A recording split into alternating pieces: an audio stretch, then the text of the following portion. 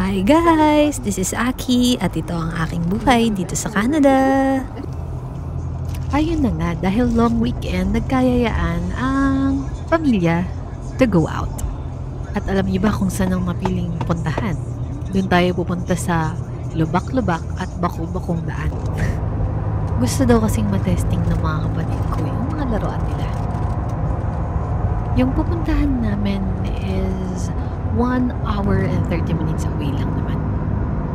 Tapos, lake siya na may mga sand dunes. The place is also free for public, so wala tayong gagastusin. So, hindi siya resort. Wala din mga tindahan ng pagkain. So, parang picnic lang yung peg namin.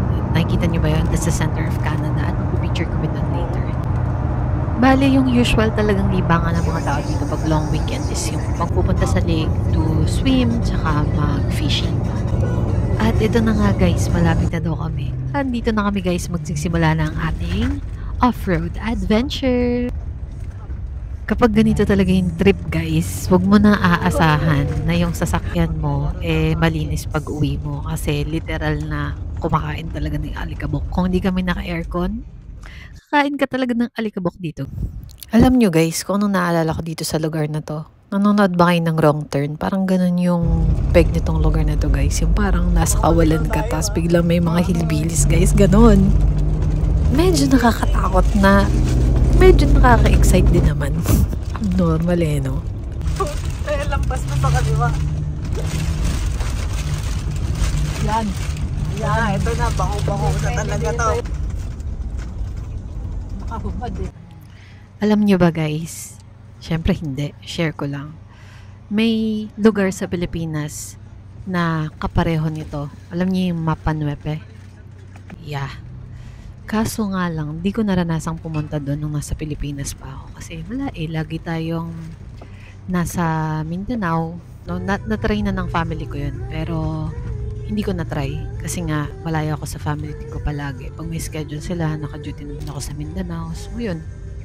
At least ngayon magkakasama na kaming tinatry yung mga ganitong mga bagay. 'Di ba?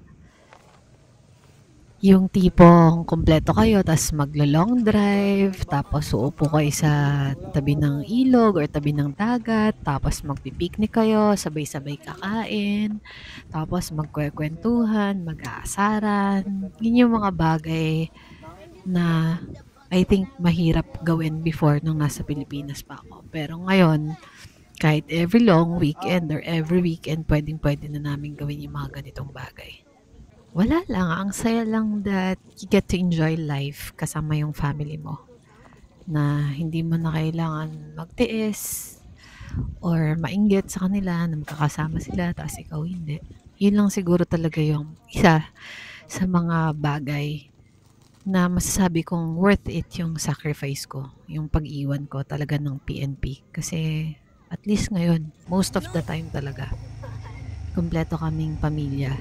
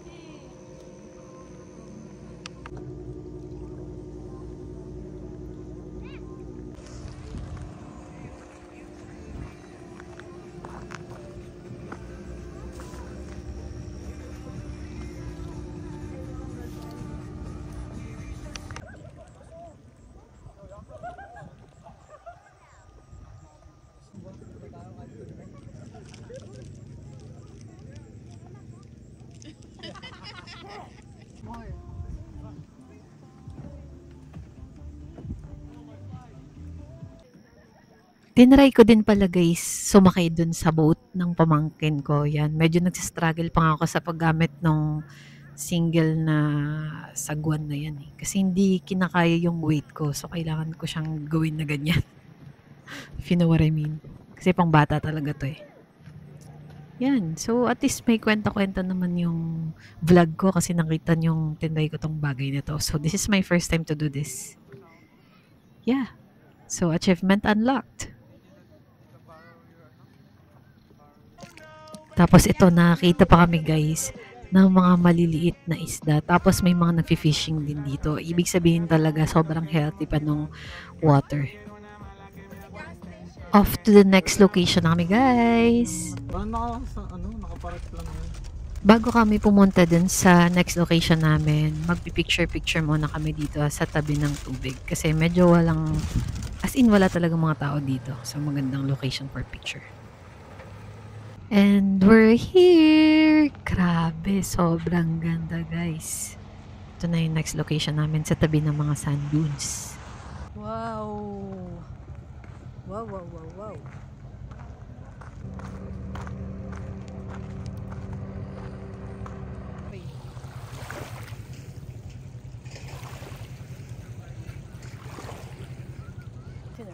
Kita niyo yan guys, sobrang ganda. Este yung tanawin pala sa likod ko guys. Grabe, mapapawaw ka talaga.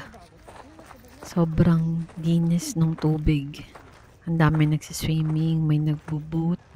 I think babalik pa kami rito.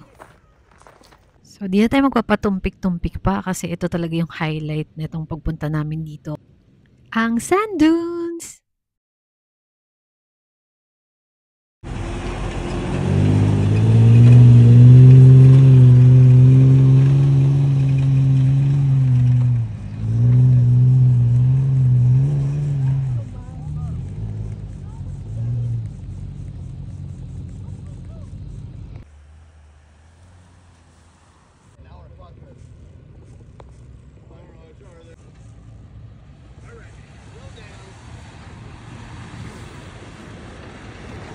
Satisfied na sila. Uwian na.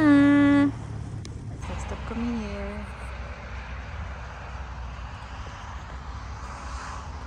This is said to be the center of Canada. Siyempre, nung pauwi guys, as promised, nag-picture taking kami dun sa center of Canada. Sukat na sukat yan guys. Ayun lang guys. Thank you for watching this video. At dyan na nagtatapos ang aming off-road adventure.